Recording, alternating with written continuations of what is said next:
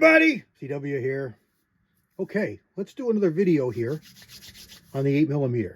But first, let's just have a reminder of some safety, because this just happened to me and I should have videoed before I dumped everything and started over. But what we've got here is, these are actually some Federal match primers, 210 match primers. And I was filling my primer tube, and all of a sudden, nothing blew, no, nothing like that. I couldn't pick up any more primers. They were jammed. Now, kind of in a dilemma, because how do you push these out with safety? You know, it's a primer. Well, I pulled this cap out with the pliers, with hemostats. But the problem is, look here. Can you see all that yellow in there? Now again, I should have videoed this from the start because it was a lot more obvious. But here's the primer tube. And you can see the yellow in there. That's all primer residue. The biggest danger that we have as reloaders is primer residue. The powders they're pretty stable. We're all smart enough not to light fires and, you know, flames around them. But even if you did, you know what it's going to do. It's just going to go psh. It's going to make some smoke, and it's going to just psh. This stuff is different. This is priming compound. Primer compound. This is different stuff. And it's a lot more dangerous. If you look at any of the modern reloading presses, they go overboard with primer feed tubes, with big heavy steel tubes over them. And I know I'm close up and I'm making you kind of crazy here, but I wanted to show these things up close. Now here's the primers, and you can see, I hope you can see, the yellow residue all over these things, especially, you know, this one right here. See that yellow residue all over it? Now, they all had that. Now, obviously it's coming from inside the primers, and obviously it's a buildup. I don't believe it happened just with these 20 primers, but they got jammed up in there pretty good, and I couldn't get them out. I finally had to use a 17 caliber rod, really carefully, and push it through. And now I'm going to have to clean this out somehow, but I'm not really sure how, because it's so damn small. But I'll figure it out. I've got a couple extra tubes, so, you know, it's not the end of the world. And what I did was I just went and used a different tube. And I'm going to throw these away. I'm not going to take any chances with who knows what. As big of a crime as it is throwing away primers today, that's jammed in there really good. And I think I'm just going to sacrifice it. You know, you can pick these up pretty cheap. It's not that big a deal. But, man, that could have been really bad. So, clean your primer tubes. Clean your priming tools regularly. Check them out. If you haven't, you know, if you don't know the last time you did, you're overdue. Do it now. Do it before you load the next time. Check them out. Clean them out. Make sure there's nothing like this going on inside yours, because that was a huge, huge deal ready to happen, and it could have been bad. So, that's enough of that. We had 4 minutes, and I haven't talked about primers. We haven't talked about anything 8mm yet. But let me set up the camera again, and let's do some 8mm stuff. Okay, so you probably already saw the last video. I'll try and do this without spilling all these bullets all over the place, but gravity has a way of really getting the better of me, so I know it's going to happen. We've got here these Hornady SSTs, which, like I said in the last video, I didn't even realize they made these until just a short time ago. So what I've got here is, I've got 20 cases. I think these are all Winchester. No, these are Remingtons. These are Remingtons, and they're actually mixed. There's some really old ones in here, and somebody had made a comment in my last video on the 8mm about what I had for brass, and I don't have very much. Come on, focus for me. Real 8mm. Most of my stuff is converted, but there's a pretty old case. Now, why am I having issues here? Here, we fix it that way. This is really old. Remington UMC, and it just says 8mm. Newer stuff says 8mm Mauser, and then newer still is Remington Peters RP. So this is probably 50s at best, and this has been annealed, loaded I don't know how many times, probably half a dozen or so. I don't think any more than that, but this is what we're going to use because this is what I have right now. So we're set up here in the mech press. The book says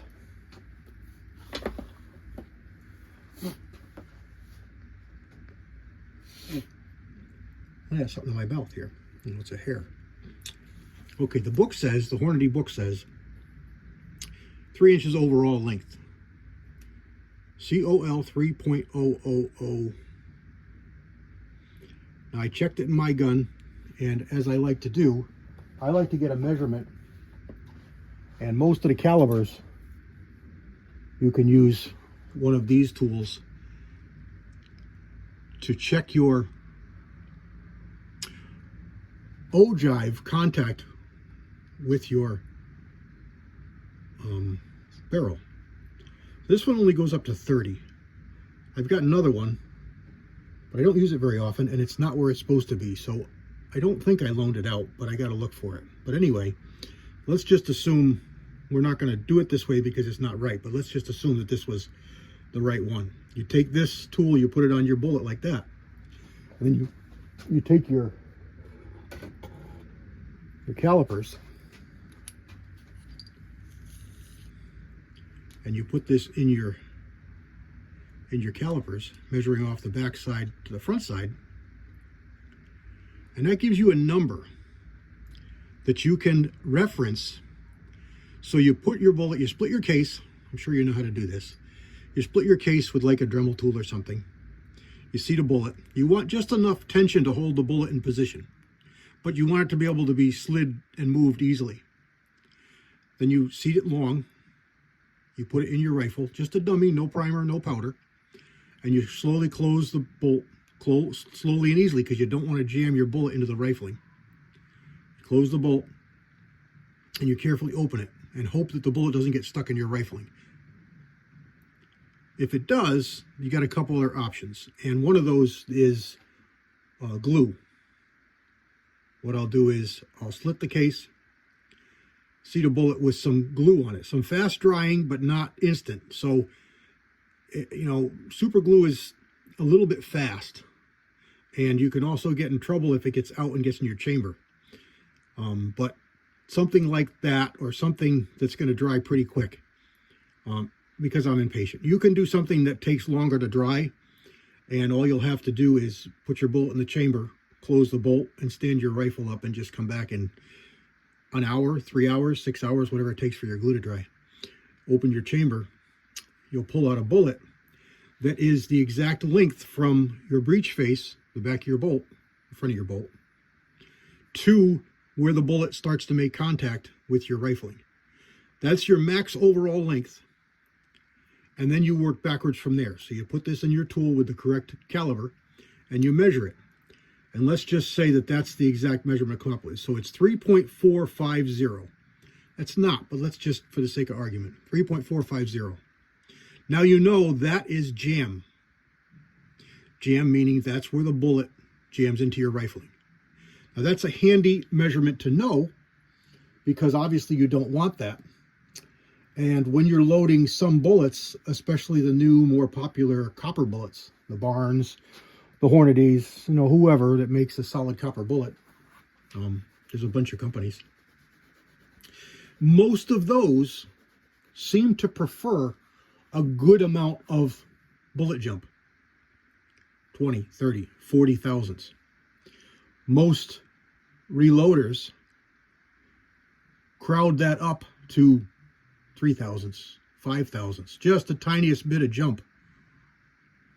I personally like to see more like 10, 8 to 10 on my rifle loads to give it some room in case there's some debris or something in there. That, not something that's going to cause a jam, but something that would inhibit smooth functioning.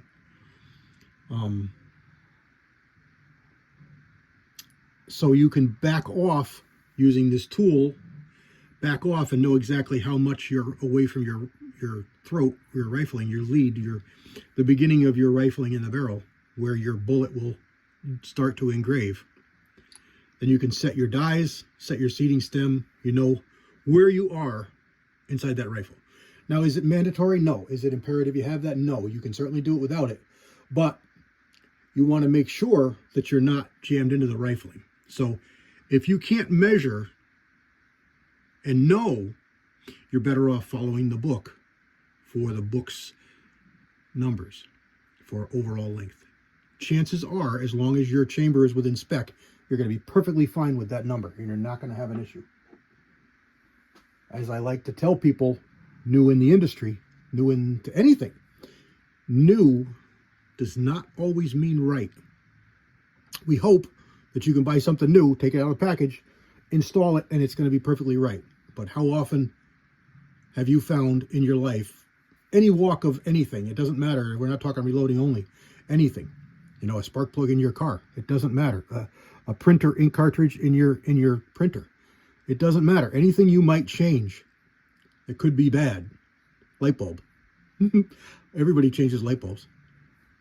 And sometimes they're not good, sometimes they don't work. Right out of the package. So new doesn't always mean right. What's right is when you've checked it, tested it, and you know it's right, then you move forward from there. So that's what I like to do when I start out. That's what I did here. And that's what I know. That's why this bullet cartridge is not 3 inches overall. This in my gun is just over 3.150. I'm just over 3. Right, there's a 3. And then we're past a 1, 5, past that. So 3, 1, 5 measurement, length overall. What does that mean? That means I'm going to have a little more space inside my case for powder than the book says I will. So anytime you have increased powder capacity, you have lower pressures, because it's all based on the capacity that you have for that powder to expand, create gases to push the bullet out of the barrel. What that does for me is that means that I'm going to be more apt to be perfectly safe with all the loads listed right up to maximum. I say more apt to because it's not guaranteed. Every chamber is different. Every rifle is different. A lot of variables. But chances are I'll be safe up to published load maximums. Doesn't mean I'm going to start at maximum. It means that I have a little bit of extra confidence, and I know that my bullet jump is going to be a little more what I want it to be, which tends to be shorter distance, as I said, 10 thousandths. And I know it's safe. Now, there's another limitation before you jump off and say, I'm going to do this to everything, and that is magazine capacity. I'm sorry, magazine dimensions. Is your magazine long enough to take a bullet that's long enough to fit in your chamber? You don't know until you try. This particular gun is my 8mm, and it's got a Archangel stock on it that has a ACIS S style magazine, and it's quite long. This same stock would work with a 30-06, which is 340 length. So there you go. There's 3.1. And I've got quite a bit of space inside there.